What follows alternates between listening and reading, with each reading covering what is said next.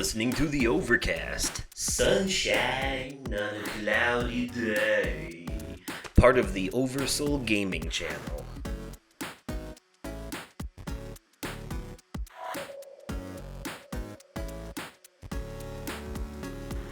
Hello there, everyone, and welcome to the Overcast, your joke-making, fun-having pop culture podcast. I am your host, Justin, aka Oversoul. And I am your co-host, Nick, aka the Vaping Fiend. Yes, and like always, we are bringing you sunshine on a, what is that now? Cloudy day? Always. Yes, although it's been a lot of sunshine lately, not only weather-wise, but also for those of us gaming nerds, because it's Summer Game Fest season, formerly known as E3 season, and it's the time of the year, June, where all the big gaming companies come out, well, big and small gaming companies come out and share news over several different showcases, big and small, that take place over several days.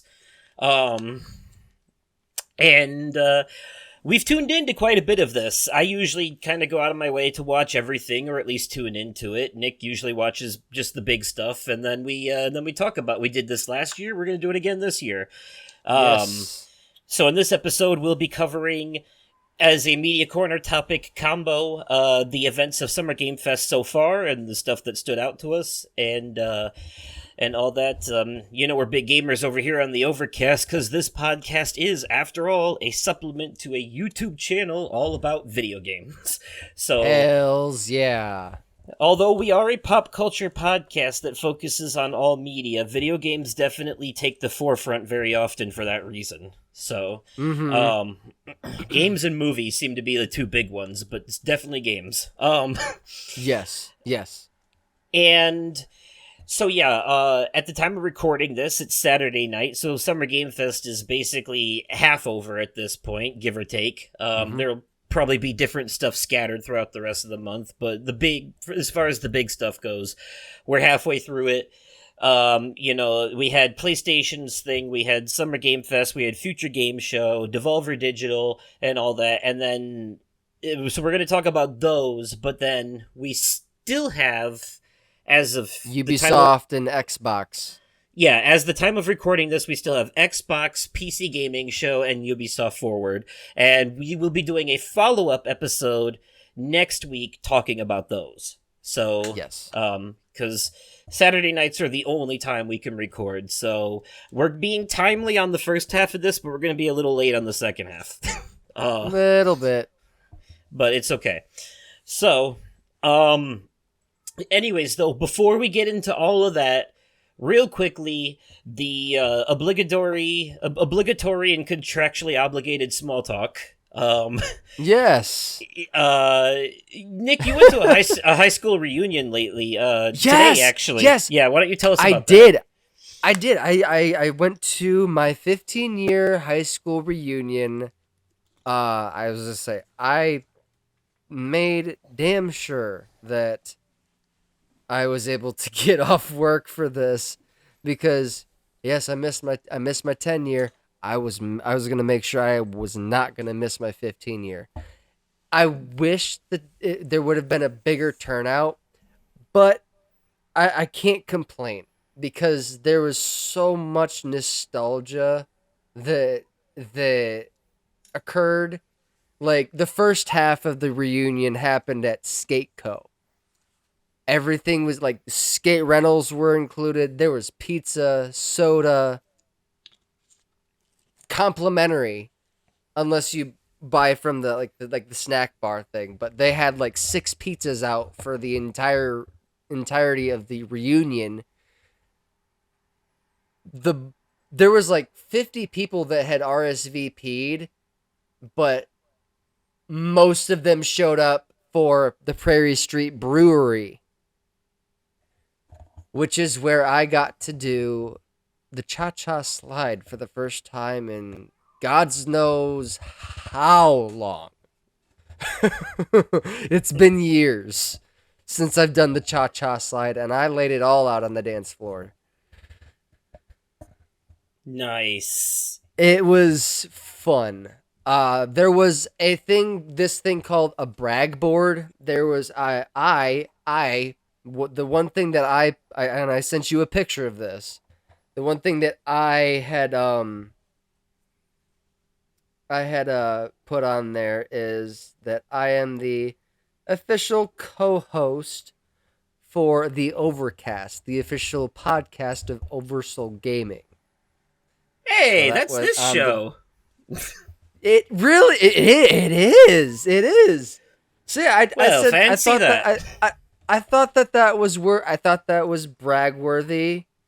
So I decided to put it up on the brag board. They had all four yearbooks, freshman, sophomore, junior, and senior yearbooks. They had one of the red graduation gowns.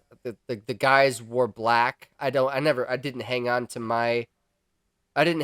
my graduation gown. Otherwise, I would have like, cause there was somebody that had posted in the Auburn High School uh class reunion 2000 class of 2009 reunion group on Facebook.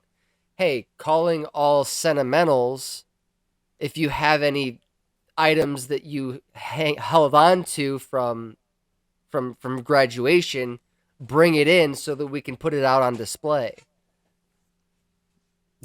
But Calling all geriatrics with a hoarding problem. Uh, dude, I'm telling you, I like I heard Soldier Boy Superman for the first time and I lost track in a long time today. I make jokes, Um but to be fair, holding on to your graduation gown is normal. People usually I like put I those didn't. deep in a closet or frame it on the wall or something. I didn't hang on to my graduation gown, nor did I hang on to my graduation cap. I still have my diploma. Fair enough. For a lot of people, that's like holding on to a wedding dress. You know, it. That's fair. Yeah, no, I did lose all of my yearbooks in a storage unit that went into collections. Ah, However, I did manage to get my hands on at least my senior yearbook when I moved back to Rockford. Um, a buddy of mine, his last name still holds up in that school to this day. And he got a hold of the librarian who was the librarian when we were in school. This was her. This last school year was her last was I think it was her last year. But she went and dug up a class of 2009 senior yearbook for me. I went in and I picked it up, and it cost me nothing. damn. Okay. Yeah. So I was able. The only thing that it's missing is all of the signatures that I had acquired, and all of the little plaque on the front that my mom had shelled the money out with my name and graduating year on it. But yeah, it was fun. I got to I man, I'm really glad that I went. It was much needed. I needed to get out of the house anyways. Nice. But Oh, last weekend though, I went to the annual Rockford Pride Alley Party hosted by the Office Nightclub. And I had an absolute blast. I got, let's see. They did it a little bit differently this year because it was raining.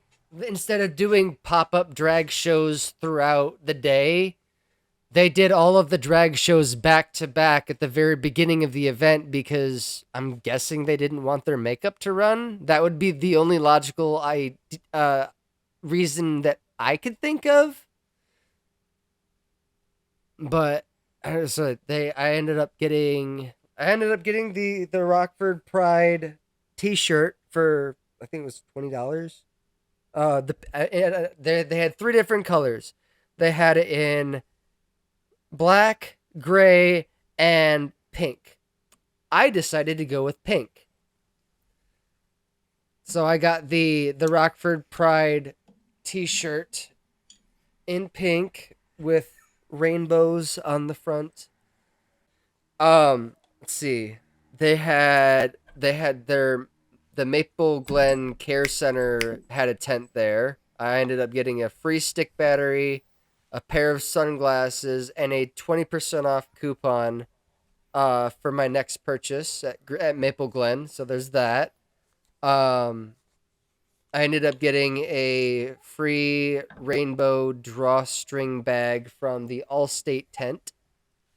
And then from my good friend Mike at Inferno Custom Designs. How much are these companies paying us for this free advertising? Inferno Custom, my good friend Mike at Inferno Custom Design. I ended up getting a couple of items from him. I got this little coffin box that it's for $5. It's got a Jack Skellington carved on the front of it, and then I ended up getting a coaster set, a stone slate set of all four Hogwarts crests: Gryffindor, Hufflepuff, Ravenclaw, and Slytherin for 15. Nice. Yeah, dude, I made out like dude. I'm sorry. The proper response is nerd. Yes. So I did a thing last Saturday, and I didn't realize what I did until after I did it. So because it was raining, I ended up changing my shirt anyways. But the shirt that I wore to the Pride event was my Iowa Wild Together Pride t-shirt that Sarah had gotten for me. I'm walking down East State, walking towards the alley party, right? I pass Hammy Hogg, the mascot for the Rockford Ice Hogs. I'm like, "Hi, Hammy, high five." And then I realized what I did. I high-fived Hammy Hogg wearing an Iowa Wild t-shirt. Yeah. Okay, there is some fun irony in that. Yes. No, it was fun. I had a blast. Yeah. So you've had two eventful weekends full of stuff going on. That's pretty dope. Man, and it was much needed too. Much needed. I hear that. I have absolutely nothing going on for the most part. I mean, since the last episode, Sky and I have finished Resident Evil 6, and then I helped her I've been helping her boost some online trophies, but but she was going for the platinum in that game, and there was one last trophy she needed that she was stuck on, and I helped her with it. Like, it was just easier with two people. It's not like it was like anyone could have done it. It's not like she needed my help specifically, but Right. But, like, anyways, the fact that I was able to help means she was able to get it, and she has the platinum in that, which is far more than I'll ever be capable of, because the Resident Evil games, I love them, I do, but playing them on professional and getting an S rank in every level is far beyond my capabilities. I just can't. There's no way in hell.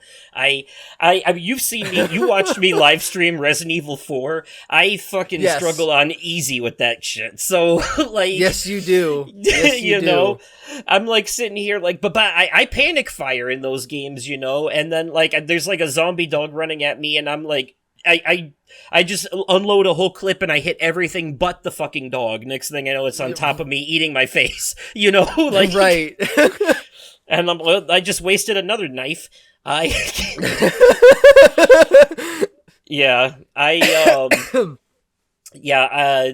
a skill issue, and I'm willing to admit that.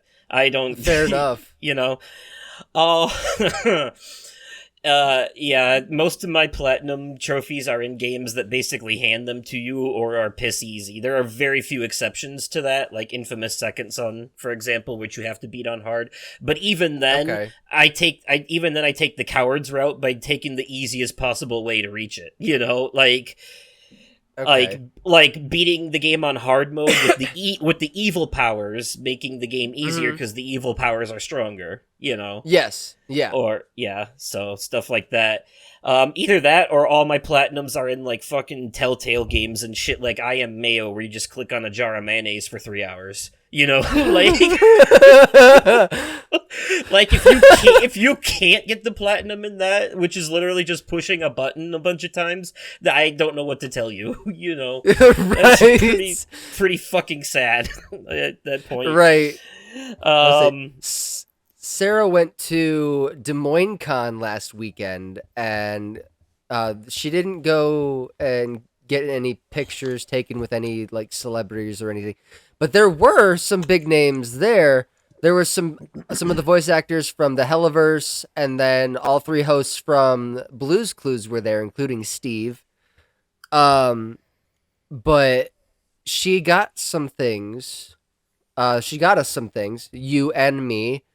She got us each a D&D dice tray. Yours has Alistair's face on it, and mine has Angel Dust's face on it. And each tray came with a little pouch of dice. yeah, that is cool as hell. She sent us pictures of Yes, them she too. did. But anyways, yeah, that is yeah. Thank you, by the way, Sarah, because I know you're listening to this. That is a very thoughtful gift. And Alistair is definitely, yeah, definitely a top tier character. I will have to say, I have to. I don't know if you forgot, but you were going to do an on-air wager. Oh yes, yeah. So this has already happened behind the scenes. This isn't so much a wager as it is uh a deal, I guess you could say. Yes. I was trying to find a more creative, more literate word for it, but yeah, deal will suffice. Okay. Yeah. Yeah, a handshake contract, if you will. But Yes. so you find folks may remember actually around this time last year, Nick and I had I said I would watch season 1 of Velma if he decided to watch Black Panther. Originally the offer he put on the table was to go back and try The Batman again, which I think he Never ended decided. up happening. I decided to go with the Black Panther instead. Yeah, but then I think after we talked about, like, after I upsold the reasons I like that movie, you decided on your own that you were going to give it another shot anyway. You know. Yeah. Our deal was that you were going to watch season 2 of Velma if I watch. And I've vocalized this. I have no interest in watching X-Men 97 because I didn't really watch X-Men, the animated series, growing up. I didn't start watching anything Marvel until the movies started coming out. I'm gonna be completely transparent with y'all. I was sheltered as fuck as a kid, Yeah. and I am suffering because of it.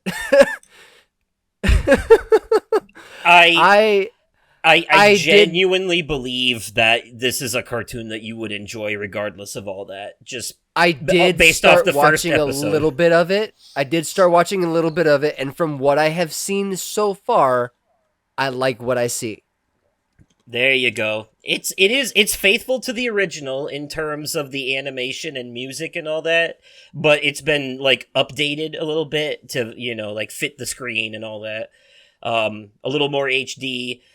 But yeah, just wait till you get to the fight scene at the end of that episode and you'll see what I mean. The shit that they do and pull off is absolutely way over the top. Like it's cooler than it has any right to be. Like watching like Gambit riding on Wolverine's back and powering up his claws with his magic and all that. Right. Yeah, that is and Cyclops using his laser eyes to like slow down his descent from an airplane. Like it's fucking insane. The shit they can only do in cartoons. Right. So here's the thing. Like but when you initially had vocalized this deal to me, I didn't even realize that Velma season 2 was out. Yeah. Yeah. I haven't even started it yet. Oh wait, I don't think I have. I might have, and just fell asleep. I don't know. I don't know, dude. I've been having a lot of stuff going on lately. I've been super busy. I get it. I get it. I was gonna say, I don't know what that says about season 2 of that show, though. If even you're falling asleep during it, and you were like its sole defender for the first season.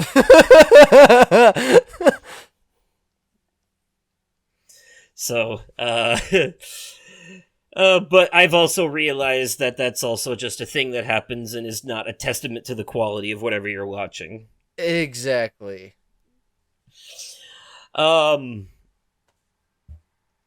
Yeah, but yeah, what I mentioned before, pretty much all that's been going on with me, besides watching rewatching Family Guy for shits and giggles, catching up on the old backlog of games and such, and so on and so forth. Okay. Started playing a little bit of Princess Peach Showtime today, and I'm like, okay, I see the what's going on here. This is pretty cool. It's interesting. It is for sure. Like I made it through the first level where you get the sword and do all that. Like as soon as I got the sword, I was like, okay, this is this is like Peach's version of Super Mario Odyssey. This is okay. This is a top tier Mario game in my opinion. Yeah. So far. Or Mario Universe game, but yeah. I started doing a replay. I started replaying Hogwarts Legacy. With all the hype going on based around the rumors that are going around with Rocksteady. That's exciting news. Oh yeah. But they also just dropped the summer update on the 6th. So all of the haunted Hogsmeade shop is now available on all platforms, not just PlayStation at this point, because it was a timed PlayStation exclusive. It is now on Xbox and Nintendo Switch for Hogwarts Legacy.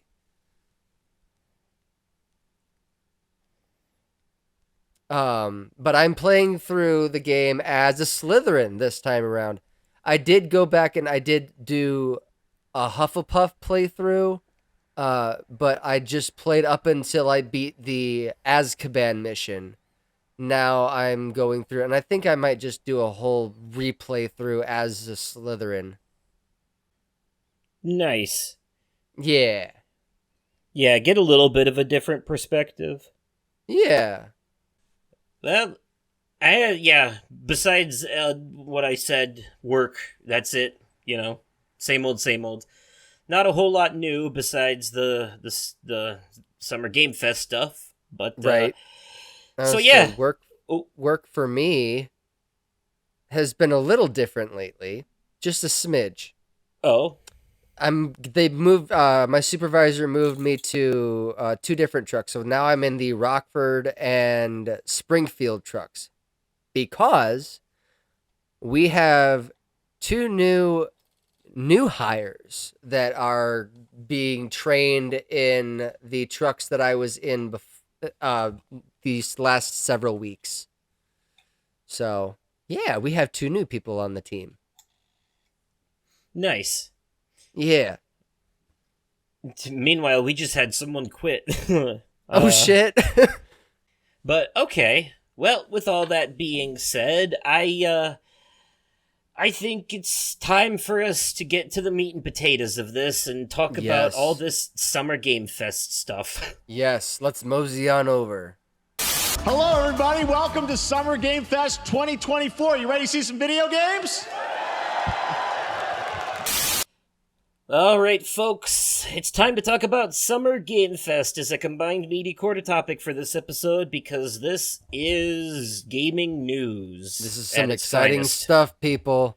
This is some exciting stuff. Now, before we get into Summer Game Fest proper, we have to go back in time about a week and talk about PlayStation's State of Play, which they snuck out at the tail end of May, right before all this started. Yep. Which is funny because last year their State of Play came after Summer Game Fest at the end of June. So this year Didn't we do like a complete bonus episode for that one? Yes, we did. We did a standalone bonus episode, but this time they played their cards right, and we can squeeze it into this numbered episode. Yes. So I just want to go over some of the stuff they talked about a little bit. Now for each of these things, for this and SGF, and then the other stuff later, when we do Xbox and Ubisoft in the next episode, I'm gonna ask. I want us to say what is first, like the biggest thing that came out of the show for us. And for me, for PlayStation, that was definitely the new Astrobot game. That Astrobot was a big one. I like this. That was the biggest thing for a lot of people, apparently, which is, I think, why they saved it till the end, because that was just like, damn. Yeah. It was nice to see some fresh graphics for Until Dawn as well. Yes. There's the Until Dawn remake coming out for PS5. Well, I guess it's more PC. Of a remaster.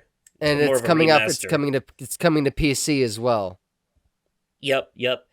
I'm glad that this exists, but I don't know. For me personally, unless I want to go and get the platinum again, and it doesn't support cross save and trophy pops, because there are some games where you can transfer the PS4 save to a in-game cloud and then re-download it on the PS5 version, and every trophy you earned in the PS4 version will pop on the PS5 version. That's how I got the platinum in the PS5 version of Plague Tale Innocence, because I had already gotten it on the PS4. Okay. Some games you just have to straight up replay the whole game, though. And if it's the latter in this case, then I'm probably going to skip it, because I already played through that game about 10 times to get it to do everything. I've seen every outcome. I've seen every single death. I've seen every single ending. There's nothing left. There's nothing left for me. Every corner, every collectible, it's all, but this is cool. What I'm curious to see is how they handle the don't move sections on the PS5 and PC when there's no light bar controller. Right. Yeah. Mm-hmm. Like the PS4 controllers, DualShock 4 had that light bar, but the PS5 does not. It has the lights around the touchpad, and then the PC, you can use any controller. So, yeah, I'm curious to see how that pans out. But maybe they turn it into that heartbeat monitor thing from the Dark Pictures games, Yes. or the Don't Breathe from the Quarry. That would be cool. Yeah, that's the best thing I could think of. But I'm gonna circle back. I'm gonna circle back real quick to Astrobot because I don't want to fly through it that fast. Because that trailer I watched about 4 or 5 times because I wanted to catch every little PlayStation Easter egg in there, and there's so much. It's like that game that came with the PS5 for free. It's basically that, but cranked up to 11 on steroids. And Jesus. Okay. Yeah. No, I can this agree is with gonna that. This is gonna be a full length, full price game. Apparently 80 levels in here you can expect. Yeah, so this is like a Mario size 3D platformer. This is competing with Mario here. I could see that. Yeah. And I just saw so much. It looks like they've taken everything they've learned from all the previous Astrobot games, that free one, the VR one they did for the PSVR Rescue Mission, the Playroom ones, all that, and they've kind of combined it all into this game. Yeah, because it looks like there's flying vehicle sections, and then your regular platformer sections, and gigantic fucking boss battles. Um, just like their full games, Astrobot Rescue Mission for the VR and Astro's Playroom for the PS5, both Mm-hmm. had really big bosses that you would fight. So that's exciting. That's probably the biggest thing that came out of that for me. Mm-hmm. Besides the new trailer for the Silent Hill 2 remake, I was happy to see this because it gives me more hope for it, because the last time they showed a trailer for it, it had really weird vibes. It focused too much on the combat and looked like they were making an action game. So this time they went out of their way to show us that it will have the Silent Hill vibes that you have come to expect, and that Mm-hmm. is what I'm looking forward to about it. And Mm-hmm. also, it's being developed by Bloober Team, one of my favorite indie horror devs, the ones behind Layers of Fear, Observer, Blair Witch, and The Medium. So, um, Concord. Concord looks really good. yes, so Concord is a 5v5 multiplayer hero shooter in the same vein as Overwatch, but this one has, like, Guardians of the Galaxy vibes. Yes, major. And like almost intentionally, I feel. And it Mm-hmm. is definitely going to be a live service game because they're going to update it, apparently I've heard, weekly with new cutscenes that expand the story of the game's lore. Okay. So whatever's going on with that. But yeah, it's the kind of thing that I would definitely check it out if I was playing it with a group of people that I knew. Probably Yeah. not. Probably not. I'm not gonna go out of my way for it, but I don't. If it's free, I'll definitely check it out. If it's like free to play, I don't know if it will be though. Overwatch wasn't at first, and then it was eventually. So Right. it's hard to tell. But as far as, yeah, it looks awesome. That cutscene Hell was yeah. like, I thought it was going to be a completely different kind of game until they showed the gameplay, and then I was like, oh, this is Overwatch. you know. Yeah. Um, on that same note, that Marvel PvP game, Marvel Rivals, same deal. It's a hero shooter. Mm-hmm. Um, that they're coming out with that they showed. So that that looked really cool. Since I mentioned VR anyways, I'm just going to really quickly brush over these. Skydance's Behemoth looks fucking impressive for a VR game. It's not janky at all. It looks like a normal game. The only way you could tell it's VR is that the hand swinging the weapons as realistic movements. You Mm-hmm. know, it looked so fucking good, and I need a PSVR 2 like yesterday. Uh-huh. Also, a Ridley Scott's Alien game in VR. Yes, please. Alien Rogue Insurrection. Yes. That's insane. Oh, that's gonna be, if it's anything like Alien Isolation, it's gonna be absolutely horrifying. Yes. Um, but that is cool. I also took notes that we're getting a new Dynasty Warriors game, and it's been a long ass time since we got one of those. Like, I think the last one was like several console generations ago, maybe on the Yes. PS3. I said this one's Dynasty Warriors Origins. Yeah, yeah. So yeah, it's been a while. It's been Yeah. quite some time. Um, Not my cup of tea, but that's good for the people. Like, I know people who love this kind of stuff. These crowd control hack and slash game. That's all you do in Dynasty Warriors is just fight wave and wave and waves of enemies and just knock them around with your big ass weapons. You know. Yeah. Uh, Now, but that is cool. Marvel Rivals. Yes, yeah. This Marvel Rivals is a hero shooter, just like Concord is gonna be. It's a 5v5, yeah, hero shooter. Okay. Which is, you know, it. If you're gonna do a hero shooter with Marvel characters, to a degree, I feel like you're limiting your roster to basically characters with guns for the most Mhm. part, Yeah. or like projectile magic. Like Iron Man's got his cannons, Storm has her lightning bolts. You know, Yep. um, stuff like that. So, yeah, I don't know. It's another thing that I think that one is going to be free to play, so I'll definitely give it a look at least. Okay. Besides Astrobot and Silent Hill 2 remake, by the way, the third thing that stood out the most to me was this little what looked kind of like a cozy JRPG they showed called Infinity Nikki. Yeah, it does look interesting. Yeah, it looked adorable, and also you can play as a cat in it, so Uh-huh. there was that too. Yes. And it's like it's got RPG elements, it's got dress up elements, it's got photography. It looks adorable. And I look forward to playing it. The last note I took on Monster Hunter Wilds, we got gameplay for that at the PlayStation thing as well. Yes, we did. Yes, I remember that's big news because they came back and showed more of that for Summer Game Fest show as well. So yes. But yeah, Ryan loves Monster Hunter, so I know that was big for him. But the last note I took that I thought was a major announcement was that God of War Ragnarok is coming to PC. Yes, it is. Which is good because I know a few people like Dylan who will probably play it now. Yes. So that's fucking cool. Yeah, so that was... Do you have any other thoughts on the PlayStation State of Play? Not that they did? I can think of. You pretty much covered what I had to say.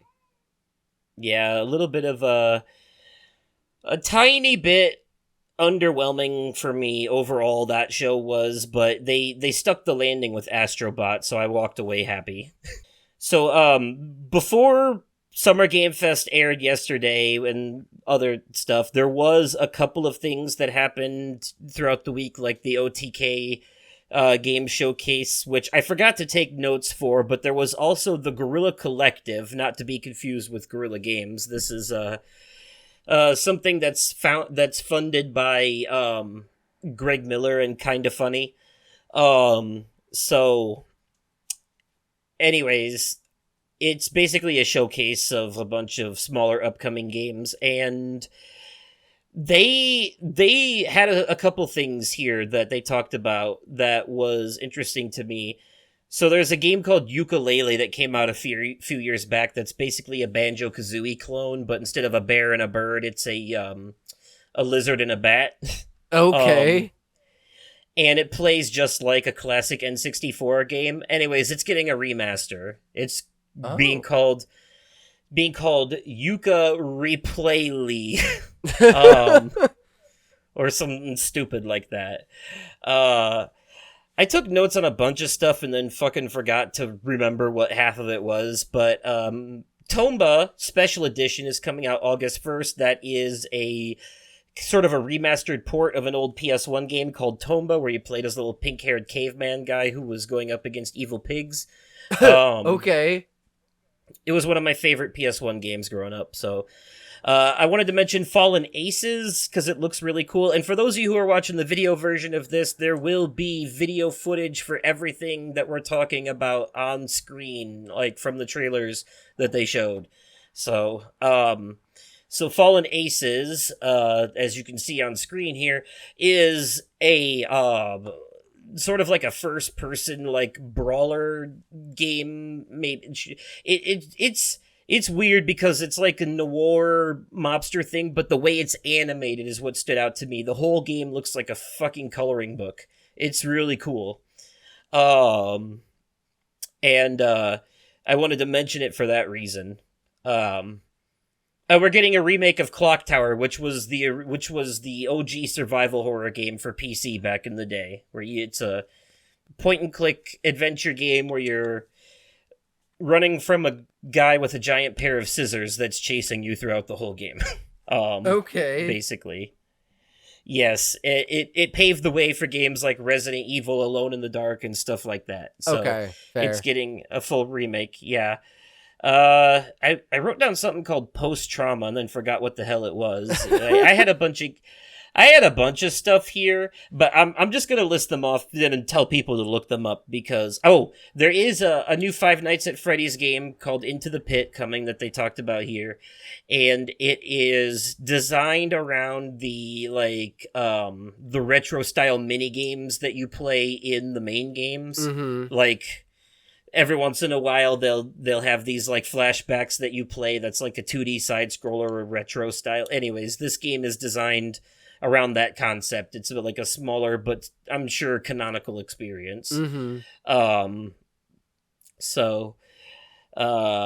was a game called Creatures of Ava that I thought looked really beautiful, and it's coming to Game Pass, so I'm looking forward to that. Nice. But the rest of these I took notes on, and then I just don't remember what the hell they actually are, so I'm just going to list them off real quick so people can look them up if they want to.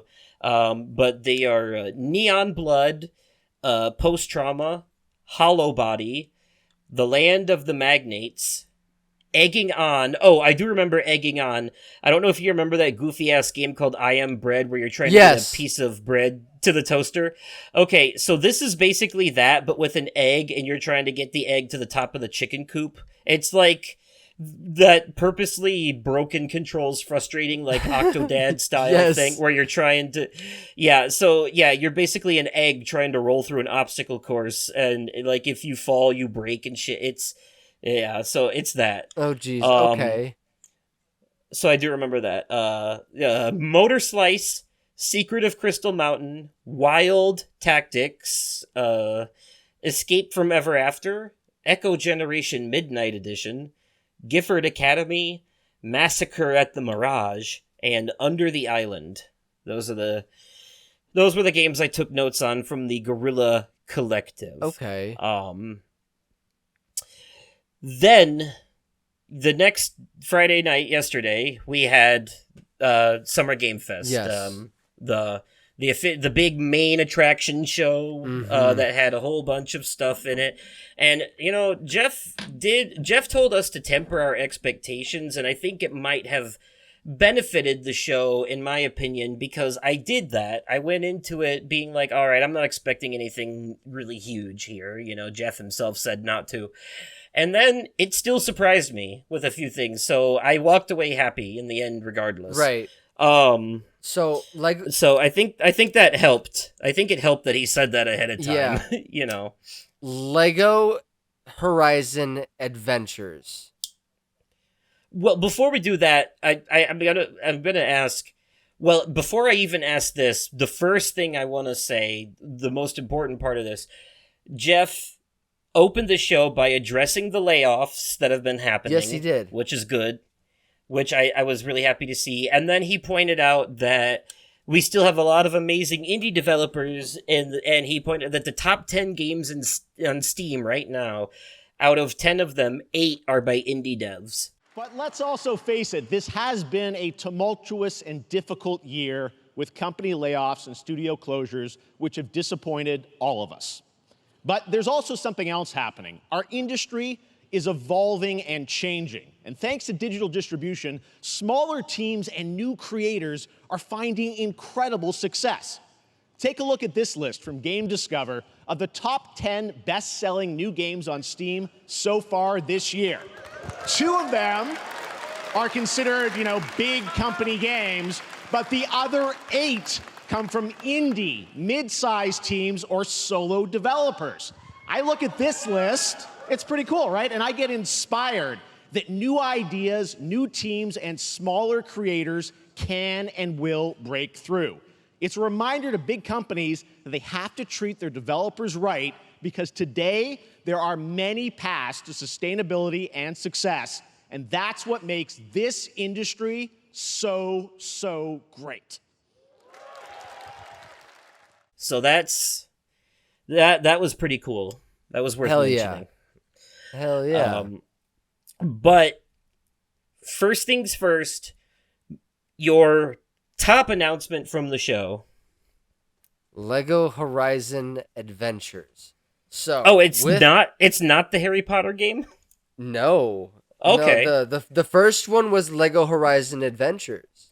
That was the first announcement, but your top announcement from the show. My top announcement. Oh, Yes, Harry Potter yes. Quidditch champions, hands down. Okay, there we go. Hands down. That's what I thought. That's what I thought. Hands down. There's no competition. Yeah, this so is you exciting. want to talk about this one? Oh my god. So I am so from my understanding, Sebastian Sallow, one of the NPC characters from Hogwarts Legacy, will be a playable character in Harry Potter Quidditch Champions, releasing on console and PC on September 3rd. Now, it's worth mentioning, though, although both games are published by WB, this is a different developer from Hogwarts Legacy. Yes. But still, people are getting a Quidditch game, which they've been asking for a long time.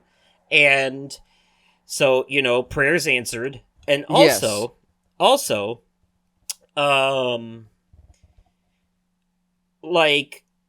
seen people who are like, man, I fucking can't stand J.K. Rowling. I hate her so much, but I'll eat up a Quidditch game. Right, yeah. Like that, yeah. And there's no doubting that she is a trash human being, but you can't discount the fact that she is a creative genius. There is that. But a lot of people wanted a Quidditch patched into Hogwarts Legacy, and some people are mad that this isn't that, but also it's a different developer, so what can you do? Right. But there was also this other news that I mentioned a little earlier. Based on the article that you sent me, it as of right now, it's just a rumor, but the Correct. rumor is that Rocksteady is partnering with Warner Brothers Games and Portkey Games to work on a director's cut edition of Hogwarts Legacy. Now, if I am not mistaken, they had to cut out the Quidditch portion of the game in order to make the release date. So they did, from my understanding. So they made some last minute adjustments, and putting the Quidditch portion of the game on the chopping block was part of that last minute decision. Right. So I feel like a director's cut edition of Hogwarts Legacy would bring back that Quidditch portion of the game. I don't know what else they could do with it, though. Right. That's the only thing that I can think of. But go ahead. I would say, instead of just doing a whole director's cut, why just not add it as DLC later down the road? What they should do is they should release the director's cut as a DLC expansion that you can purchase separately. I agree. They did that 100%. For all the Dark Pictures anthology games. The curator's cut is DLC that you can buy and download if you didn't pre-order the game. If you pre-ordered, it came with it. That makes sense. Yeah. So, yeah, and the curator's cut is basically the same story, but from the perspective of the characters that you don't see when you split up. So you get you get to see their side of things instead. Now, Sarah and I already had the conversation about this, but she will be receiving this game as a 1-year anniversary gift from me. Oh, I'm sure as soon as they showed this off at the show, you immediately told her about it. Oh, no, I absolutely did. She's like, I need it. Yes, we need it. We will get it as soon as I can get, as soon as it comes out. Yeah, I'm not as big of a Harry Potter fan as the rest of you, but I would play this for sure, I think. What was your top announcement? It was definitely the Night Springs DLC for Alan Wake 2, and the fact that it came out literally today at the time of recording this, so a day after it was announced. It came out. In fact, as soon as we're done recording this, I'm gonna be going and playing it. I was say, have you played any of it yet? No, not yet. But avoiding spoilers here for, people who want to check out the Remedyverse at some point, Alan Wake, Control, and all that stuff connected to it. So Night Springs is a TV show that exists in this universe. You can see episodes of it playing randomly in the first Alan Wake game sometimes, on different TVs. And so this DLC is... Alan Wake used to be a writer for the TV show Night Springs before the events of the first game happened, before he became a famous horror novelist. And when he's stuck in the dark place, he uses his abilities to try and write himself out by writing different Night Springs episodes. And because he's a para-utilitarian, every episode he writes becomes a reality in an alternate universe. So each of these... So this Night Springs DLC covers 3 Night Springs episodes where we play as familiar characters from the Remedyverse. Rose, the coffee bar waitress from the Alan Wake games, Jesse Faden, the director of the Federal Bureau of Control, and Sheriff Tim Breaker, Sean Ashmore's character from Alan Wake 2, but he also plays Jack Joyce in Quantum Break, which is another Remedy game. And these three characters are each going through their own self-contained episode of Night Springs that was written by Alan Wake. And that's the story here. They're basically a bunch of what-if scenarios that technically didn't happen in the main universe, but did happen in the greater connected multiverse, and are therefore still canon.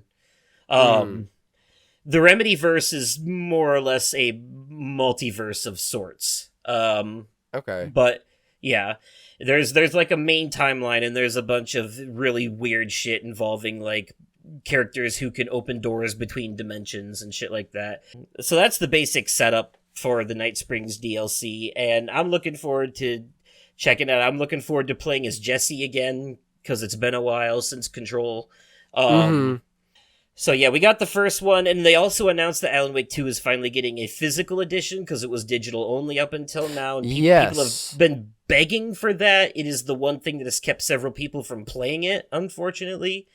But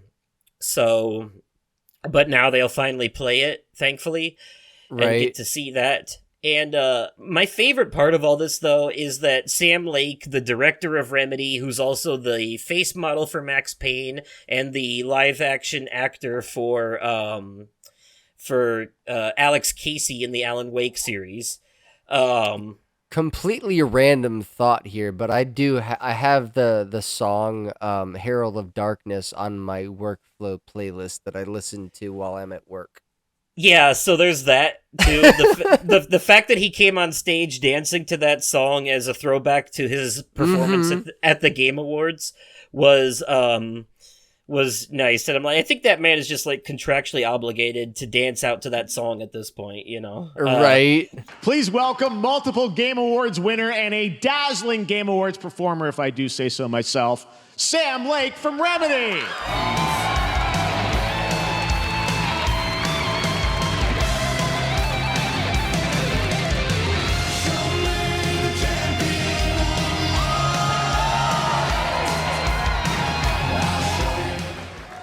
I think that's enough. Thank you. And the reason that is because in Alan Wake 2, when that song plays, all the live-action footage playing in the background has the live-action versions of Alan Wake, Mr. Door, and Alex Casey dancing to the song. And that version of Alex Casey is Sam Lake himself. So he's just reprising his dance moves from the actual game. Okay, that makes sense. Yeah. But that was definitely the big thing for me, but it wasn't the only big thing in the whole show. Holy shit, no, they had a lot. So like you said, we had Lego Horizon Adventures, so like the Horizon series. The Horizon series, right? Like I have some things I want to say. So if this is the first of many to come, this is the first time Lego has collaborated with a game franchise, to my knowledge. I mean, for Lego sets, like physical real life Lego sets, they've done game franchises like Mario and stuff. Oh, I meant like bringing it into like a video game setting. Yeah, I would say the closest thing would be Lego Worlds that they did, that thing that had like the it was like Skylanders where you could buy the toys and put them in, but they did have characters from all kinds of different shit in there, including different games and stuff. But this is the first time that they've ever done a Lego game focused specifically on one other game franchise, I think. Yes. So I have a feeling that this is the first of many collaborations.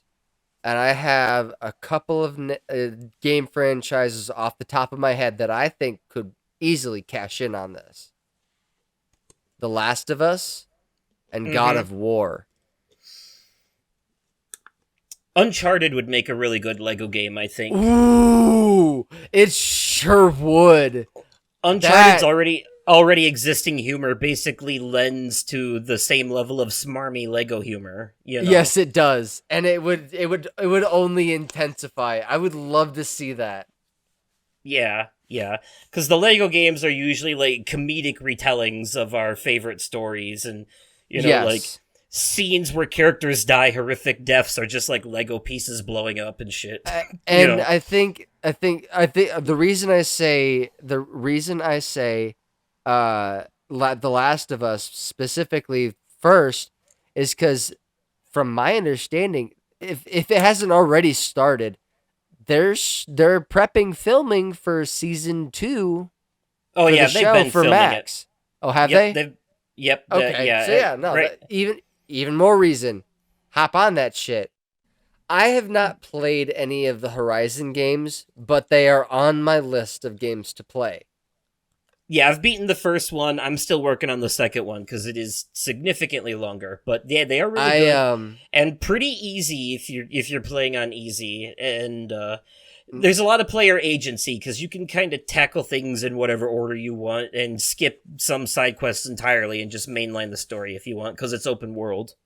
Now, I almost wonder if Lego Horizon Adventures is telling the story of Horizon Zero Dawn and Horizon Forbidden West in Lego form. But from what I can tell, it actually kind of looks like a new original story. Really? Okay. Yep. But I'm looking forward to it. That was a nice surprise. Yeah, it really was. Cuff Bust. This looks fun. Yeah, so this is from the developer of Choo Choo Charles, the game about a spider train, the horror game that a lot of YouTubers like Markiplier did Let's Plays of. Yeah, I've watched it. I haven't played it, but I was saying this was developed by a singular person. Yeah, yep, same guy who did Choo Choo Charles. Yeah. And that game, this is a completely different style of game, because in that game, you're just walking around a forest at night being chased by a train with spider legs. Oh, Jesus. Okay. Yeah. Seriously, look up like a Markiplier Let's Play of Choo Choo Charles sometimes. It's fucking great. Okay. But, yeah, this is completely different. This is a multiplayer prison break game. Okay. Which looks fun. Like it does look fun. It does. Like this would be goofy fun with friends. The characters almost look like mutated gummy bears. Yeah. I'm sure. This is the best way to put it. Mixed with a little bit of the Quiznos sub creature. Fair. I'm sure we'll see more of this on Monday with Ubisoft, but Star Wars Outlaws, me, continues to look really good. I don't care what anyone says. I like the Ubisoft formula, so I think they did say that that they were going to talk more about it at the Ubisoft conference. Oh, they definitely will, because it's their thing. Yeah. And this is basically Star Wars. This is a Star Wars game with Siphon Filter and Assassin's Creed gameplay, and I'm here for it. Yeah. I'm down for it. Like, because this isn't just some like, you know, like the Jedi games are great, Fallen Order Yeah. and Survivor and all that, but this Mhm. is a different thing. You're playing as like a Han Solo type character. Like this Like is a you're rebel. you're a You're a well, rebel. Yeah. not even a rebel. You're like a scoundrel, you know, Yeah. like a smuggler, you know, Yes. mercenary, something Yeah, like, yeah, yeah. yeah. Which is cool. So you're like, this is like the gritty, down to earth side of Star Wars, which I am Yes. looking forward to seeing. You know, Mhm. less space magic, more pistol blasters. You know, Yes. um, I really want to play Black Myth Wukong. oh, you do? Okay. Yes, I do. I'm genuinely surprised because you don't normally lean towards the games based in Japanese folklore I I or like like samurai settings. You know. I like this idea. Okay. I have a feeling this is gonna be very block and parry focused combat game. More, yeah. I mhm. But I'm definitely interested in checking it out too because It's the monkey person that intrigued yeah, me. it's been announced a few times. But now we actually have a release date for it. Yeah. So yeah, that one's going on my GameFly rental queue because I definitely want to try it at least. See Yeah. what's going on there. I I have I to might. mention I have to mention Neva, which is a Devolver Digital game. It Yes. is from the same team Devolver team that did Gris, GRIS, French word. Um and that was a very beautiful game about depression. Big metaphor for depression, the whole game. Okay. Um, Neva looks like it's gonna have a very similar gameplay and art style, and just based off of like the scenes with the wolf and stuff, it seems like it's gonna have also a very similar like sadness to it. But I'm here for it. Yes. Like Yes. I love this kind of stuff. I love this kind of like beautiful melancholy works of art type of games Mhm. for sure. Now, was it a new Street Fighter game that they announced, or is that just a DLC for the current Street Fighter game? I thought it was a Street Fighter Fatal Fury crossover.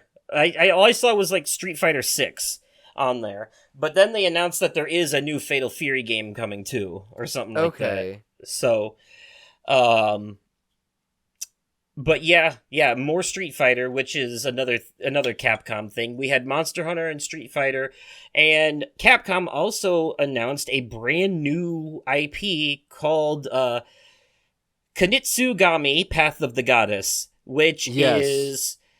which is basically if Devil May Cry was like a samurai game, is what it looks like to me. Like Mm-hmm. it's got that very like fast paced hack and slash combat that Devil May Cry is known for, juggling enemies in the air and doing combos and shit.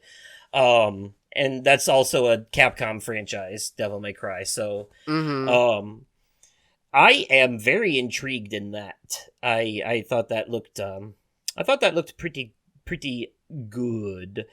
Uh I also have to mention Metaphor ReFantasio because this is basically just another Persona game in all but name.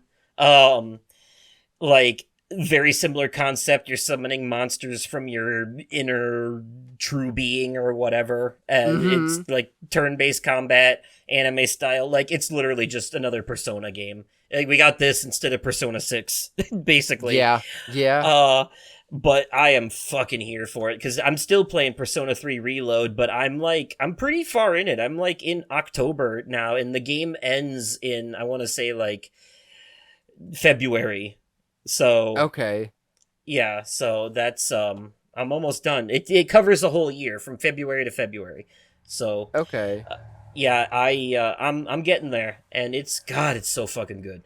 Um We've got but a yeah, re- I live for this type of shit. These JRPGs that like there's just something very unique about Persona. So mm-hmm. and I'm excited for this because it's the same developers and pretty much the same team. Like, it's not just Atlas, it's the team at Atlas that makes the Persona games doing this one. Yes. So we've got a release date for Dragon Ball Sparkling Zero coming out October 11th.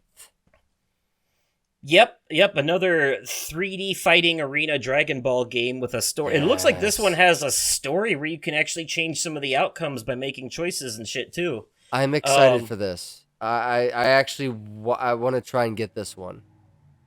Yeah, this is part of a long-running franchise of Dragon Ball fighting games, too, by the way, which they actually, the first ones they put out were, like, very, like, Mortal Kombat Tekken style, where it was, like, like side-scrolling regular fighting game, and they evolved into these, like, big 3D arena fighting games where you're doing giant moves closer to, like, the Final Fantasy Dissidia games that they put out on PSP a while back.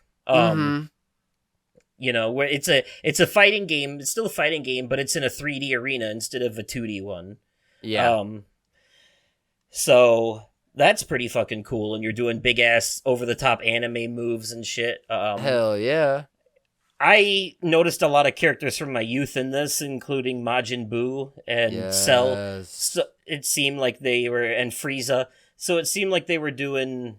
Yeah, they're definitely taking it back to like the Dragon Ball Z era here. Yep. Mm-hmm. So that's this is one that I might actually play, because for the most part I've avoided this franchise since it's fighting games, and the only versions of that I really like are the cross brawlers like Smash Bros.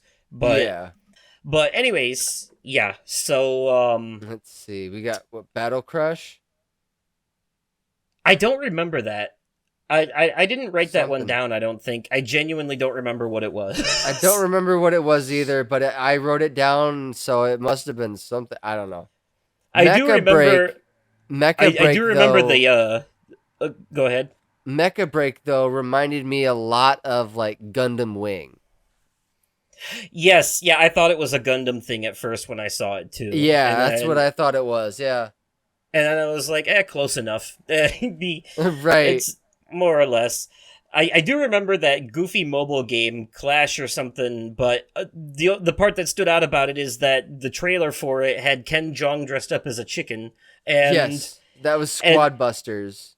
Squad Busters, yeah. And then it took me a second to realize, but that was Will Arnett as the lumberjack. It sure was, yeah. And then Chris Hemsworth as the Viking warrior. I saw that. I'm like, is that fucking Thor? I'm like, that sure is. Like, this is the first time I've seen him in this getup. The one kind of dressed up, the one that was dressed up kind of like Maleficent was Christina Ricci. Yes, I did notice that, yes. I couldn't tell who the other girl was, though, off the top of my head.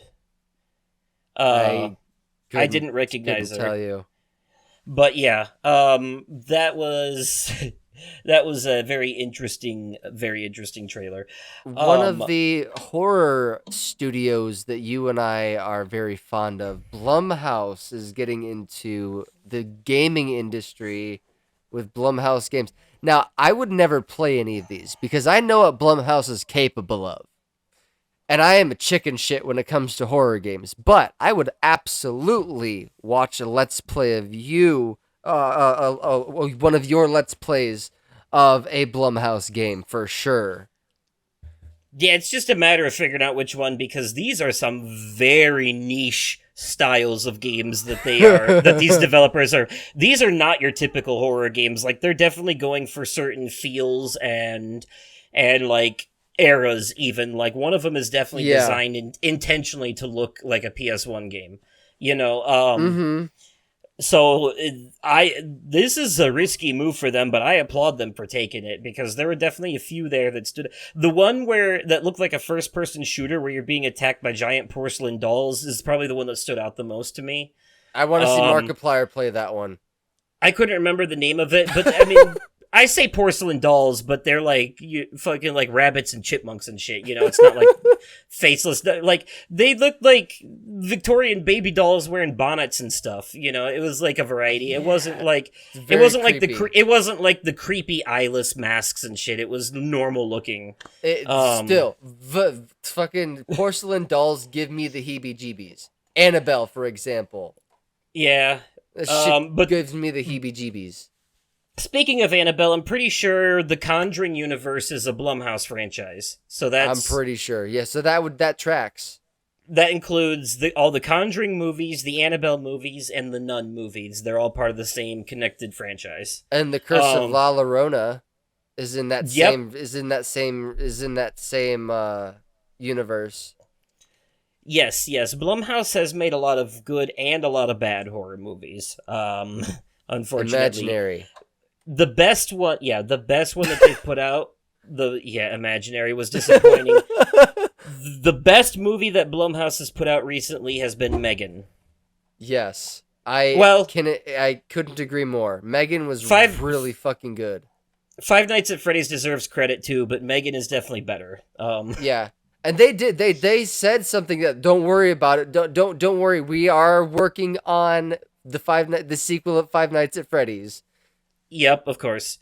And yes, they are doing that, and I noticed that Megan and Five Nights at Freddy's are like the two movies they brought up in the advertising for so speaking of companies stepping up and doing things, it's worth mentioning that the developers of Among Us have been so successful that they have taken the money from that success, and they are now using it to finance the publishing of other indie games, which I think is really cool. And we're also getting an Among Us TV show. Yep, with a fucking wild cast. It went by too fast for me to read everything, but I caught like Elijah Wood, Ashley Johnson in Patton there. Oswalt. Quite a few. Patton Oswalt, yeah, quite a few notable names. Ashley Johnson being the voice of Ellie in the Last of Us video game. Okay. Yeah, it also has a cameo in the TV show as Ellie's mom in a flashback. But yeah, Capcom came back to talk about Monster Hunter Worlds again, and the big news that came out of this is that it's going to be crossplay. Ooh, okay. Yeah, it's going to be crossplay, so no matter what platform you're on, you'll be able to play it with your friends. Which is a pretty fucking big deal. Hell yeah, honestly. it is. I really hope they do that with Grand Theft Auto 6 online. Yeah. Because that would really fucking help. Speaking of Grand Theft Auto, we got a really goofy indie game that kind of looked at like that called Killer Bean. Yeah, it looks like the character you play as looks like a goddamn coffee bean.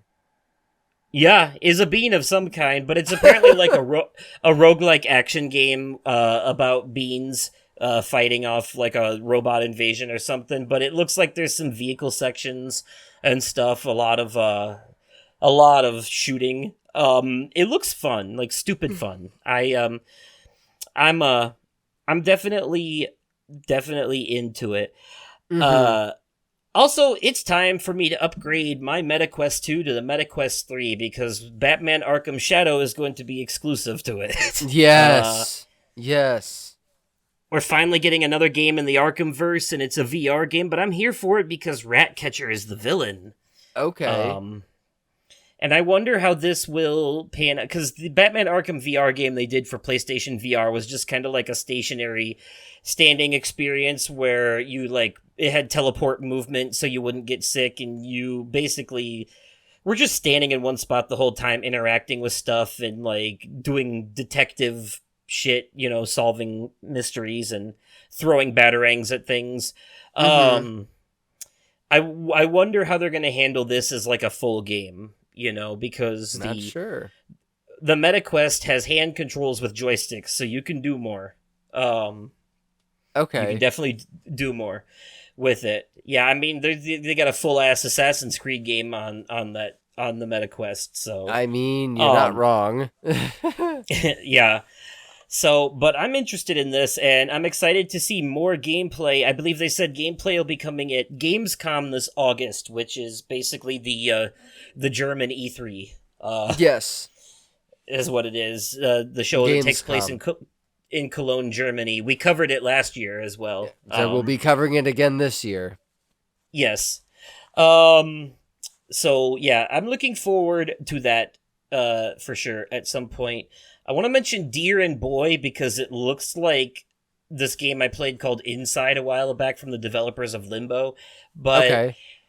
this game is one of those ones I'm like, oh, this is really cute because like it seems like this guy basically adopts this little deer and then you have to protect it as you go through these harsh environments, with what appear to be like giant shadow monster versions of animals. And at the end of the trailer, it looked like the deer grew up and came back and his antlers were glowing and he had like powers of light and stuff. So I'm very interested in this. 'Cause it looks adorable, but like in a very macabre and creepy way, kind of like Little Nightmares. Yeah. You know, so, and that's also like right up my alley. And on the note of horror, we also got a new trailer for Slitterhead from the guy who brought us Silent Hill. This is not what I thought it would be. It looks more anime than horror, if I'm being honest, because yeah, you're fighting these giant, there's these giant like creatures, I guess you could call them, with like tentacles and shit coming out of them, but the combat seems very action focused. And then but what really stood out to me is that the traversal in this game is you're like this little yellow spirit jumping between the bodies of different people and you're using that to like traverse, because in the trailer it showed him like jumping into someone and then jumping up to someone. I swear the person that they were in at one point jumped off the building and then the spirit jumped out of them and into someone else before the body landed on the ground. This is kind of fucked up. Little bit. But it reminds me, the reason I like it is because it reminds me of this game back on the PS3 called Prototype, which was very similar to Infamous, but you're basically an anti-hero who has like sort of venom powers, I guess you could say, like Venom from Spider-Man. You got like this black oozy symbiote thing going on, and you can morph it into different weapons, and you can also like grab people and kind of like take them over and possess them like that, or you can just, if you want, you can straight up grab somebody, run up a building, and then throw them off and face no consequences. Interesting. Yeah, Prototype was basically like Infamous for serial killers. Okay. So I'm curious to see more of that at some point. Yes. I don't know if you were ever a fan of like the skateboarding games like Tony Hawk and stuff, but Yes. Skate was a pretty big series on the Xbox, and they're finally making a new one. Skate is okay. I'm excited for this. I've played a little bit of Skate when my brother had his Xbox 360 years ago. And I loved every minute of what I was playing. So I am excited for this. And it looks like it's gonna have like local, possibly online multiplayer capabilities. Yeah. Yeah, and people have been begging for a new Skate game for a long time. It was basically Xbox's response to Tony Hawk. Pretty much. Because if I remember correctly, Tony Hawk was a PlayStation exclusive, wasn't it? I believe so, yes. Yeah, back on the PS1 and then PS2. PS2 had Tony Hawk's Pro Skater 2, 3, 4... And then we saw Pro Skater 5 on PlayStation 4. Pro Skater 5 was a dumpster fire. Then they did the remakes of 1 and 2 recently. Yes, they did. Past couple years. Pro Skater 5 was a dumpster fire for one reason. It did not have local multiplayer. It only had online multiplayer. Fair enough. That was my only caveat with Pro Skater 5. And with Skate being a first-party game, you just know it's going to be free on Game Pass. So. Yeah, exactly. My Okay, so really quickly, what there's- do you got? What do you got? there's an update for Pal World coming. I have not played Pal World yet, but I want to. Yep, the Pokemon with guns game. Yes. Yeah, since people fell off because it didn't really have any new content for a while, this will be what gets people back into it, I think, because that's what Yeah. people have been waiting for, is just something new to do. Mhm. So, that is good to see. Also, we got a little sneak peek at Inside Out, too. Yeah, we did. Because a YouTuber named Yong Ye is playing a voice in the movie, and I actually follow him. He does a lot of gaming news stuff. I didn't realize he was a voice actor in games too, so that's cool. Okay. I knew that Pro ZD was. I didn't realize he was too. Okay. We also got a trailer for Sonic X Shadow Generations. Yep, a new trailer for it. Sonic Generations is probably one of the best Sonic games to come out in the past decade, and I'm excited for this because it's going to be the exact same game but with extra levels where you play as Shadow too. So Hell yeah. and That's Sonic exciting. Generations was already good because the whole concept of that was like old meets new, and you were basically playing two versions of every level. You were playing a classic side-scrolling version as old Sonic, and then an updated 3D version as new Sonic for each level. That's fucking badass. And they were all levels from previous games too. So you were doing like Green Hill Zone from the first Sonic. Very you were nice. doing the escape from the city section from Sonic Adventure. Yeah, all that.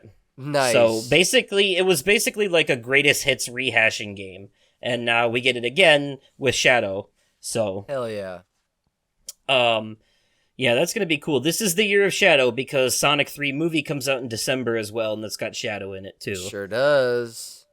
So, I want to mention really quick, Enotria, the last song. It's definitely a Soulsborne game, which means I probably won't play it or Souls-like, but I think it's interesting because it's based in Italian folklore, and they're calling it a quote-unquote Summer Souls game because it's not dark and spooky like other Souls games. It's bright and sunny, like in the middle of the daytime kind of game. So, Okay. and more festive because it's got like the jester masks and the Italian carnival theme going on. Yeah. So I think that's kind of cool, and I thought it was worth mentioning. Also, Wonderstop I wanted to mention too because it looks like another like cozy game, but with a very interesting twist. That girl definitely has some dark secrets, and I'm curious to see what the hell's going on there. Shout out to Phantom Blade Zero as well, which is the last thing they showed, which definitely has my interest because that's another like right up my alley like action game set in a sort of Japanese-ish setting. Yeah.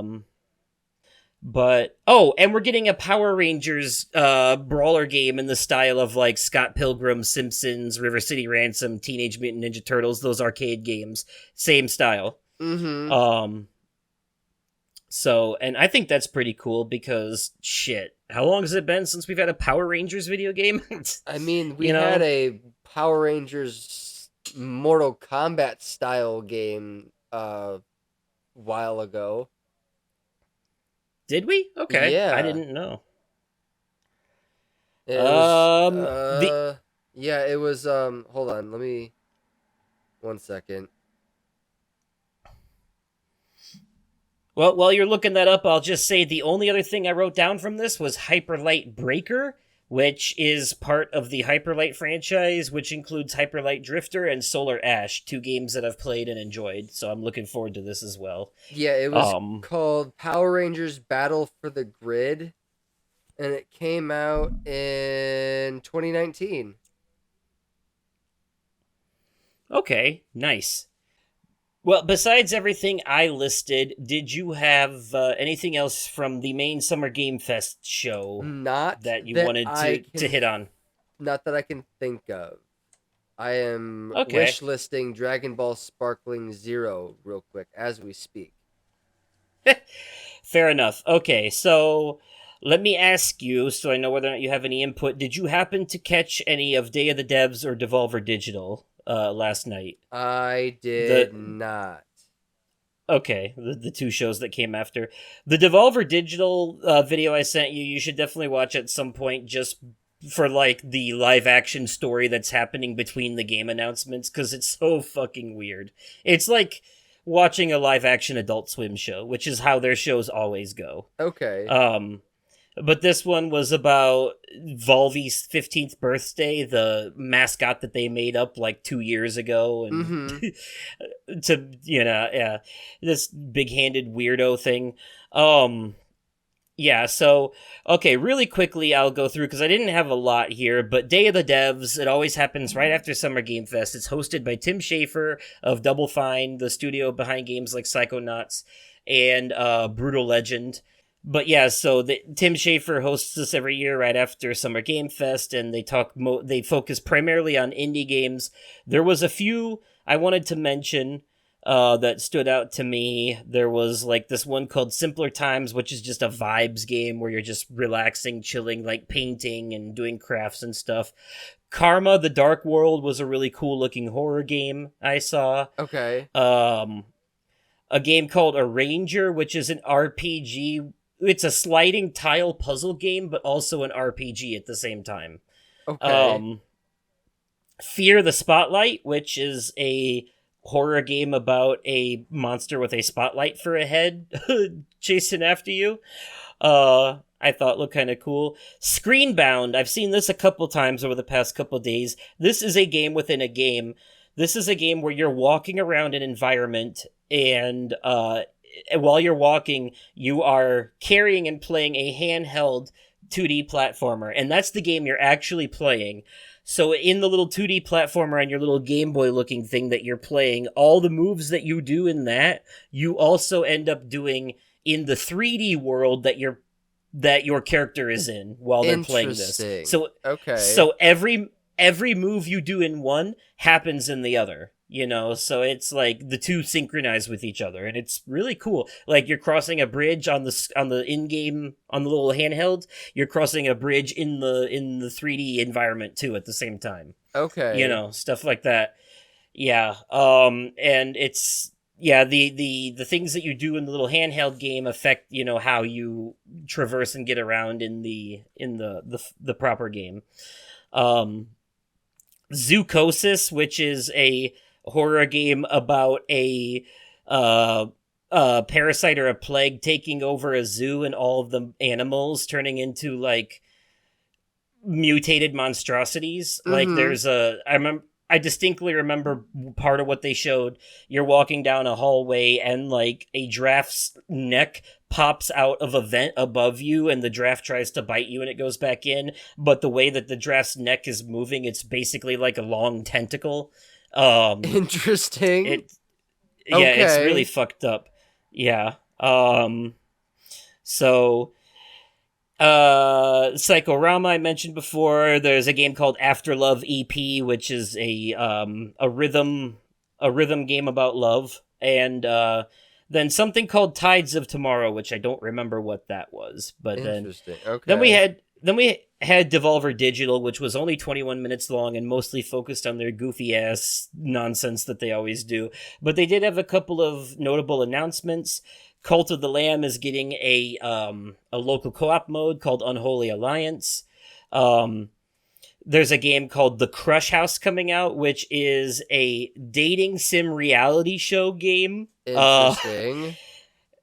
With awkward twists. If you look up the trailer for that, they'll be like, they show you examples of like how different situations can play out. Like these two characters, they showed them like having a conversation, making out, and beating the shit out of each other as three possible outcomes.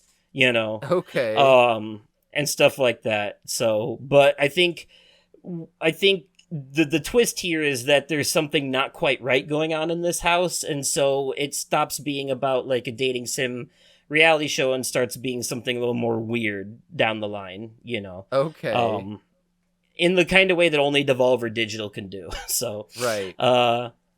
Talos Principle 2, a puzzle game about robots and lasers, is getting a Road to Elysium DLC.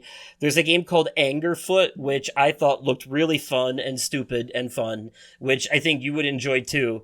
It's a game where you're literally just running through these environments. Like, it's a first person, fast-paced fast-paced combat game where you're running through environments kicking people.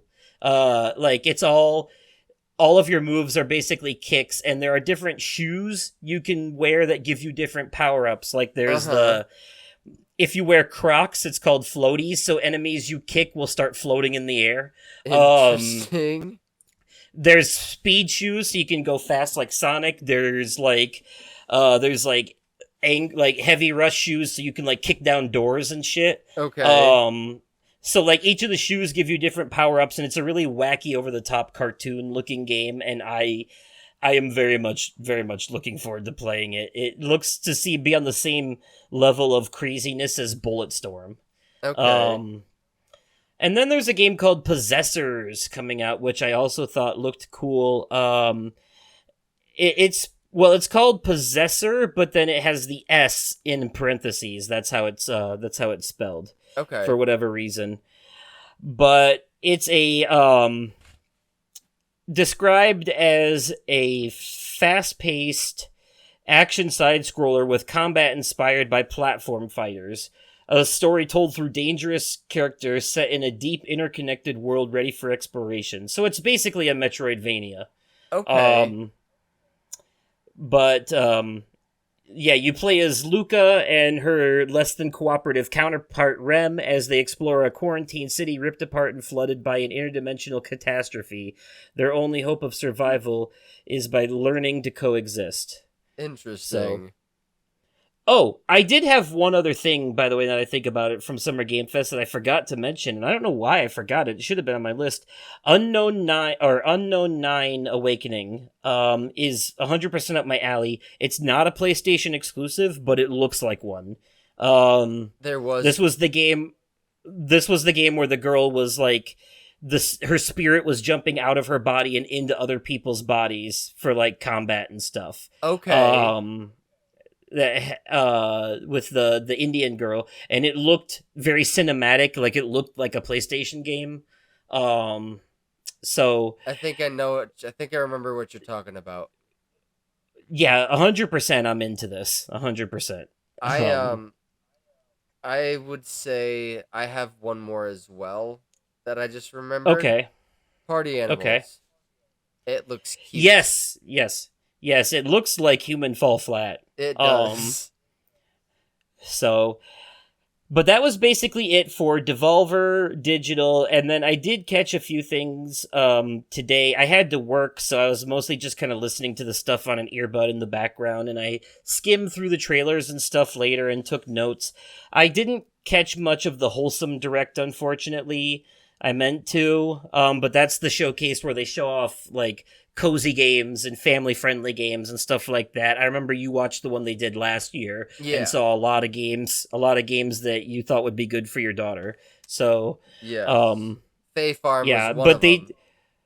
Yeah, they did have one game I do remember called Tiny Bookshop where you're running a secondhand bookshop that is out of a trailer on the back of it's like a trailer being pulled by a pickup truck. It's just like and it's just like a story-focused game where you build relationships with your customers and stuff. And it just looks like fun, cute little game.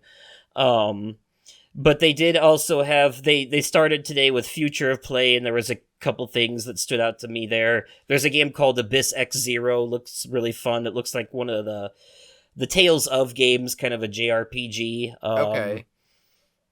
I took down All Systems Dance, Nova Heart, A Date with Death. There are a couple of games I saw there, but I also want to mention Cozy Marbles, because this is a game that's literally about building those like big contraptions that you put a marble in and then just watch it roll through the whole thing. That's all it is. is this Okay. game. Is it's just a cozy game where you play with marbles and send them down these obstacle courses that you built, and it looks so fun. I've always had like a weird obsession with rolling marbles down these Rube Goldbergian contraptions where they're going down spirals and on pinwheels and shit, and like they fall into a little catapult and it launches them to another part, and then they go down that track. It's so fucking cool. For whatever You reason. and I both. So that's what I had one of those sets when I was a kid too. I love that shit. So that's what this, honestly, part of, like, Mousetrap had a little bit of that in it, the Mousetrap board game. Sure did. Yeah. Sure did. There was a part with a marble. It never worked right, but No, it sure did not. but Cozy Marbles looks very cool. Like, I could sit there and watch those marbles roll down that track for hours. I'm not even gonna lie. So that's right up my alley. Would you say it would be like considered an ASMR game? Yes. Okay. And then they also Copycat. I wanted to mention that because it's, again, any game where you play as a cat is automatically on my radar, but this one looks to have a very interesting, if kind of sad story. And it also seems to be more of like survival focused. Like there's a bit of like, there's parts where the cat is running from dogs and animal catchers and stuff like that. So yeah. But I'm looking forward to it. It looks very interesting. Nice. I know I forgot to mention, but yeah, so the stuff I'm talking about now, folks, just really briefly, is the stuff that took place today, these smaller showcases that happen on Saturday, focused mostly on indie games. I didn't take any notes because it was mostly just like revisiting a lot of stuff we knew about, but also there were a few new things, but also I was working, so I didn't really have a chance. But I do want to shout out, there was a Latin American games-led showcase and a women-led game showcase that focused on games developed by Latin American developers and games developed by women. And some of them were things we'd already seen, but there were a few new things there that looked pretty cool. So at some point, I'm going to be going onto their individual YouTube channels and going back and looking at the trailers, and so I know what to put on my wish list. But those were really cool. But the big thing that came out, the big thing they did today was the Future Games Show, which is a thing that Games Radar did, has hosted every year. Jules Gill from What Culture Gaming works for Future Games Show now, does lists over there. And he was here during a post show, but every year Future Game Show is probably the biggest Saturday thing because it's always hosted by a popular voice actor from a video game. Like the first year, the first year it was hosted by the voice of Geralt from the Witcher games. Last year it was hosted by Yuri Lowenthal from the Spider-Man. Nice. This year, it was hosted by the voice of Arthur Morgan from Red Dead Redemption 2, and the voice of Tifa Lockhart from the Final Fantasy VII Remake trilogy. Very nice. So they hosted it, and they showed a bunch of stuff. Again, a lot of stuff we've already seen, but there were a few things worth mentioning, and the first really big one that stood out to me was that Goat Simulator 3 is getting a DLC called Multiverse of Nonsense. We are gonna have to do another Let's Play, my friend. Yes, for sure. And the best part of this trailer for this is that it ended with a capybara Thanos. So, which I think is supposed to be like, gonna be like a boss battle or something in the DLC. I'm looking forward to that. It also looks like you're gonna be going to like a cartoon world and a Roman Empire world and all kinds of shit in this. So, the capybara Thanos had me rolling. Yeah. Yeah, they're definitely taking some Marvel stabs with the multiverse stuff. And then we got an extended look at the case of Frank Castle, or whatever the hell it's called, the single-player game that takes place in the Dead by Daylight universe that is being developed by Supermassive Games. So it'll play like Until Dawn. Cannot wait for this. This has got to be one of my most anticipated games that's coming. Yeah. Right, and it's right up there with Grand Theft Auto 6. That is pretty fucking cool. Hell yeah. I don't remember full details on it, but I did write down a game called Nobody Wants to Die, which I thought looked pretty cool. It's a noir adventure in an alternate future of New York City in the year 2329. Technology has advanced to offer humans eternal life, basically. Allowing Okay. allowing consciousnesses to be stored in memory banks or transferred from one body to another. That is, if you can afford the subscription. So it's like it's a dystopian cyberpunk story, which is something I really like. And it looks good. yeah. Like graphically, it looks impressive. It's definitely like dystopian as shit. But I'm into it. I'm down for it. There's a game called Once Human. I thought looked really interesting because it is a kind of open world survival game, but the gimmick here is that all the monsters in this game and even many of the NPCs are I think it's called Once Human because they used to be human, but they are now creatures that are basically an amalgamation of a bunch of objects that were laying around. Like there's a giant monster made almost entirely out of satellite dishes.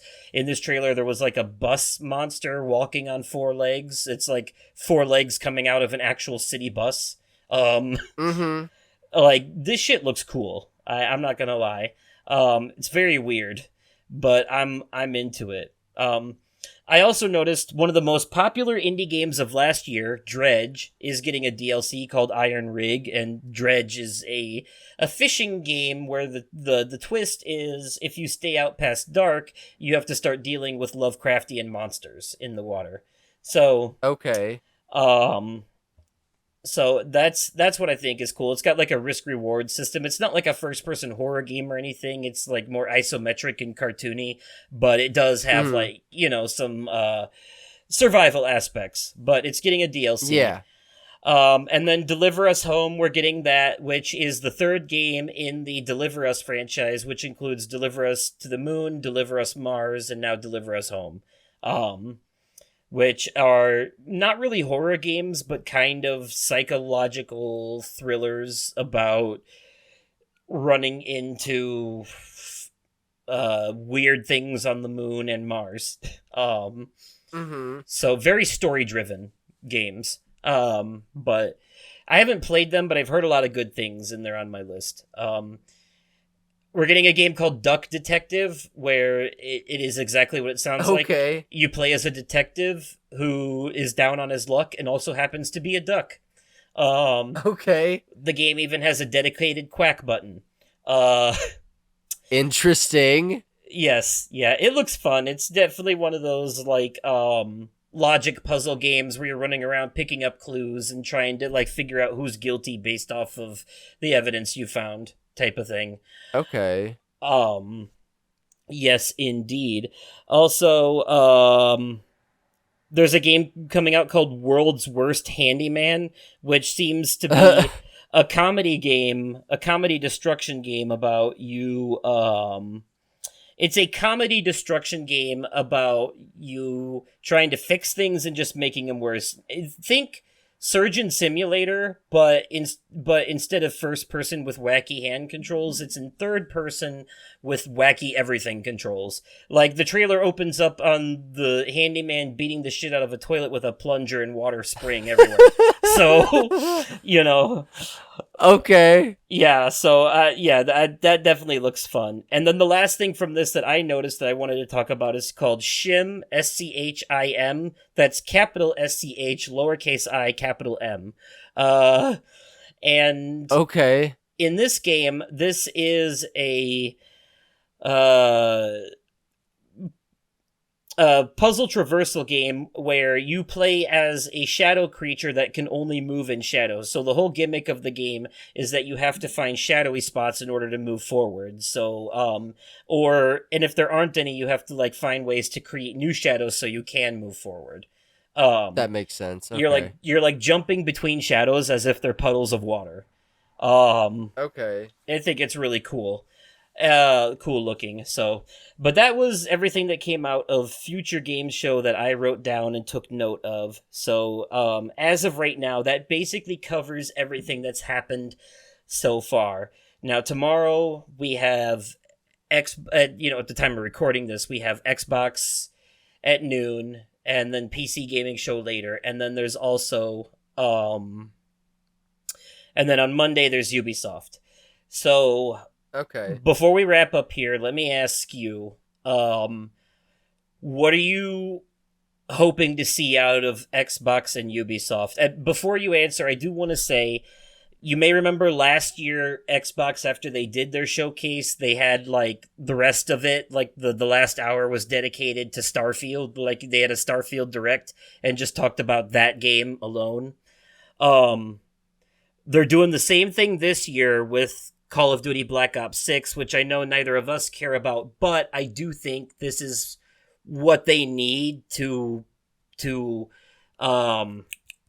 boost them after everything that's happened, because it is a very popular franchise, and the fact that they're doing that is going to bring huge numbers into this showcase, I think. It sure is. So I am hoping, I know it's probably not going to happen, but I'm hoping, I know we talked about this before we started too, but I'm really hoping to see something Grand Theft Auto 6 related. Whether it be, I know they just pushed, they just basically, pushed out the release date, the release window to fall of 2025. But like maybe even like just talking about, because we didn't, all we got was a trailer. We didn't get like explanations about what's what in the game. All we got was a trailer and a release window. yeah. I kind of want to hear some details. Basically character revealing trailer. Character revealing trailer. Yeah. I would like to see some details. Some gameplay. Yeah. Yeah, I think unfortunately we're more likely to get that next year or later this year than we are. But yeah, you never know. Wishful thinking. But I do have another wishful thinking prediction. Maybe some information on season 2 of the Dark Pictures Anthologies games. That would be cool. I would have liked to have seen that somewhere here, but I think hell yeah, Supermassive is so busy with the Until Dawn remake, the Until Dawn movie, and this Frank Castle game that it might be a minute before we get that. I took that into consideration as well. I am hoping. I am hoping, though. I will say, I honestly don't know. What I want to see is more of the next Fable game. They showed us that new Fable game last year, and they showed a cutscene that actually surprisingly had some gameplay in it, even though it looked like the whole thing was a cutscene, but much like Hellblade 2, it's got gameplay that looks like cutscenes. So, So, I want to see more of that, the next Fable game. Yes. And I'm expecting to see more of it. But also, what I think would be a really good move for them, I think it's about time for another Gears of War, but also they should do like they did with the Halo Master Chief Collection and do that for Gears of War and then shadow drop it during the show on Game Pass. That would be... Yes. That would be bold, you know? It would. And there are rumors going around that I'm putting no faith into, but they're still going around that Xbox might finally be working on a handheld system. And Really? that if they are, it might be revealed at this show. Okay, that would be a huge step for Xbox. Yeah, because they haven't done that yet. So Right. it would be interesting to see if they do. But But would it be like piggybacking off of what PlayStation did with the PlayStation Portal? no, the PlayStation Portal isn't a handheld system. It's a streaming device for the PS5. So when someone else is using the Right, TV, it's remote play. yeah, Would it be something along the lines of that, like cloud streaming for Xbox, but it's a dedicated device? So I would hope not, because I would hope that it would be an actual something closer to like the PS Vita or Nintendo Switch, where it's a dedicated gaming device itself. Okay, that I could see. I would hope I could see. Right. if they're gonna But snatch there's up all also- these developers, they might as well get a few of them to make a portable game or two. You know, Right. Yeah. Exactly. just don't make the same mistake PlayStation did with the Vita, and because people actually liked the Vita, but PlayStation didn't support it, and that's why it died. They, Yeah. most of the games on it were just Vita versions of games that already existed on the PS3. Pretty much. And 4. There were a few exclusives, but half of them ended up getting remastered on the PS4 later too. So Yeah. yeah, so the only reason to have one now is to play Uncharted Golden Abyss. That's about it. hmm So Yeah. yeah. So yeah, I would like to see that. I think I'm predicting something Gears of War or Fable related at least. There's gonna be a first party thing here. There's got to be something Fable related. Yeah, yeah. I'm hoping for it. Also, like, get your bingo cards ready, because at least 90% of what they show is gonna say day one on Game Pass. So Yes. I guarantee it. So Yeah, like they did last year. basically, yeah, yeah. But that's good, because that's the whole reason I have it, is these day one games that they keep putting on there. So, also, matter of fact, one of the horror games coming out this month I'm looking forward to, called Still Wakes the Deep, which was shown off earlier this year and last year at the Game Awards, is gonna be free on Game Pass when it comes out next week, or Nice. later this month. And it was already on my wish list on PlayStation. They had a discount on pre-order. I was getting ready to pre-order it. Then all of a sudden, literally when Xbox shadow dropped Octopath Traveler 2 on Game Pass earlier today, they also put Still Wakes the Deep for pre-install on there. So I was like, okay. Yeah, all right, bet. I did not see that coming. So they've already, like, their showcase hasn't even happened yet, and they're already doing shit. So, Right. So yeah, Xbox probably had, I would argue last year, I think it was a pretty close tie between Xbox and Ubisoft for the best showings overall. So I'm wondering how this year is going to look too. For Ubisoft, I'm predicting obviously Assassin's Creed Shadows and Star Wars Outlaws. They're gonna be there. No matter what. Dollars to Donuts, another Just Dance game too, and it'll probably be the opener, because they always open with Just Dance so they can do a stupid musical number. Yeah. They've been doing that since E3. So that's just Ubisoft. Like, hell, last year at Summer Game Fest, SGF was the only thing that had like a stage presence, and everything else was just like a digital stream, except Ubisoft. They had a stage thing too, and I'm curious to see if they'll do that again this year. So, what are you hoping to see from Ubisoft? I know last year the Avatar game was the big thing for you. Which I am still. What I probably need to do is I probably need to restart the game. In your defense, that is a very hard game. Like, I'm playing it on easy. You're taking a bow and arrow up against mechs. It's not designed to be easy. No. Definitely not. It's definitely not a run. It's definitely not a run and gun game. It's more of a cover shooter. It's more like a take cover and shoot when you can kind of game. Right. For sure. I honestly don't know. I don't know what to expect from Ubisoft. I just want to see more of Assassin's Creed Shadows because Mirage was the return to their roots where they did a smaller, more compact game in one city with focusing on parkour and stealth like the older games. Yeah. Shadows is going to be more like Origins, Odyssey, and Valhalla, a big open world RPG. And this one's taking place in feudal Japan, which is something the fans have been asking for fucking ever.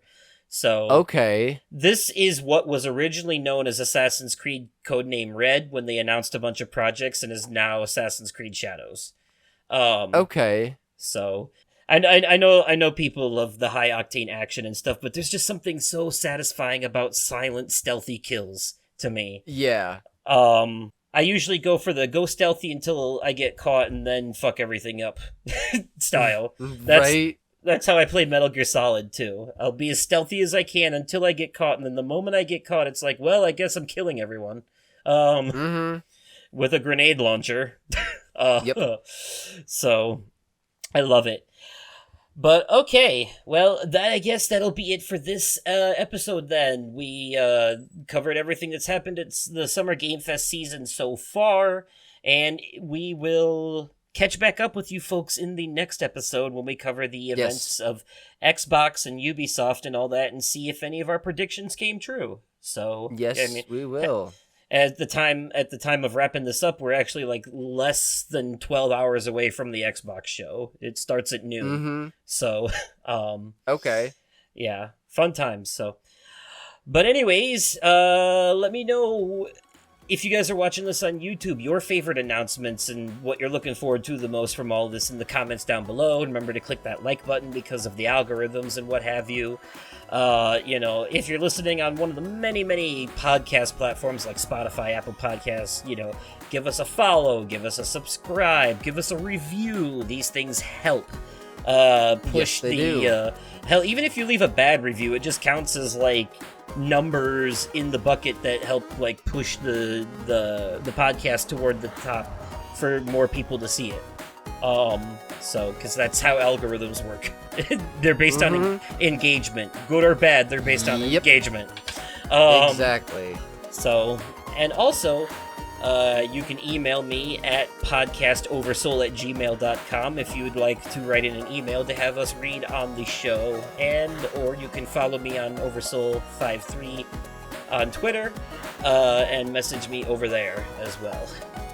And you guys can find me over on Twitter at The Vaping Fiend, as well as TikTok at The Vaping Fiend. Yep. And until the next episode, we will catch you in the next one. Enjoy Summer Game Fest season, everybody. Bye for now. Bye.